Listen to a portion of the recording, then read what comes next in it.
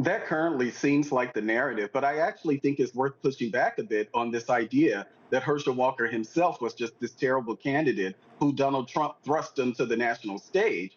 Keep in mind, in October of 2021, Mitch McConnell and other Republicans were endorsing Herschel Walker before the Georgia primary, which wasn't until May of the very next year.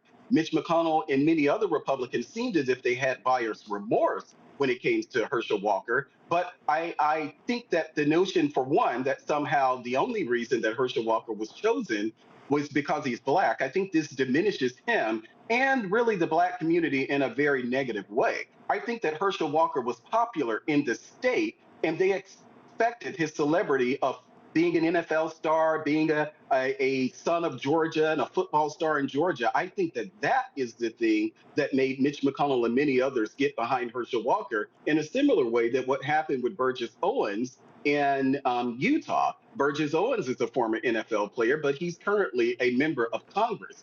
Herschel Walker indeed was not the most ideal candidate, and he definitely was flawed. But I think it's also worth keeping in mind that Herschel Walker came within 3 points of beating Raphael Warnock. So despite all of his flaws, Herschel Walker actually closed the gap. He actually lost, if you will, by a smaller margin than Stacey Abrams, who ran her second race against Brian Kemp. So yes, there were some problems there, but I don't think that this says anything. A larger issue, as far as Donald Trump, then people blaming Donald Trump for this.